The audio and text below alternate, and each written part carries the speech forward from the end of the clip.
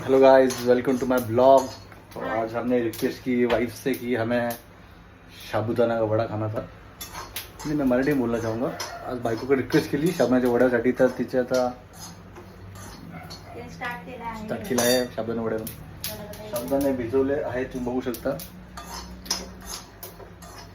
खूपच भूक लागली आहे आतापासूनच। ऍक्च्युली माझा वड्यांचा प्लॅनिंग हा ब्रेकफास्ट, मॉर्निंग ब्रेकफास्ट होता, बट आमच्या घरी गेस्ट आलेले, सो माझा बर्थडे होता, त्यामुळे आम्ही बाहेरनं राईस मागवलेला, तो खूप उरलेला होता, तर मी तोच फ्राय करून या लोकांना दिला आणि मग नंतर आणि आता नाईट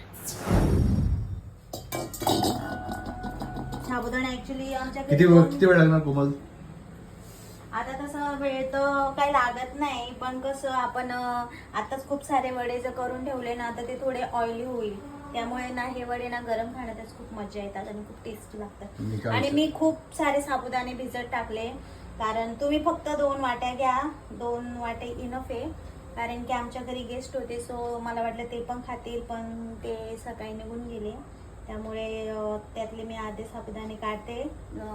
माझ्या मिस्टरांचा उद्या ब्रेकफास्ट होईल, मी त्यांना खिचडी करून देईल साबुदाण्याची। आता होईल, आता माझे शेंगदाणे भाजून झालेत आणि आता मी ते मिक्सरमध्ये दळणार आणि पहिले मी चटणी बनवून घेते आणि तोपर्यंत बटाटे हे भाकरीवर होत आहेत।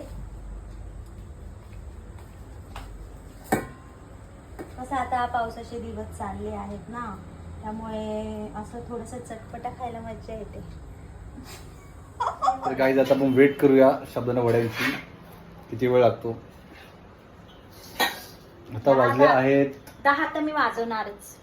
8:15 झाले आहेत, आता 9 पर्यंत रेडी। 9 पर्यंत झाले पाहिजे रेडी।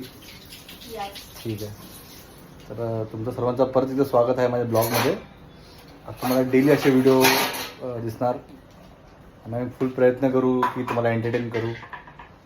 तर धन्यवाद व्हिडिओ बघण्यासाठी, धन्यवाद।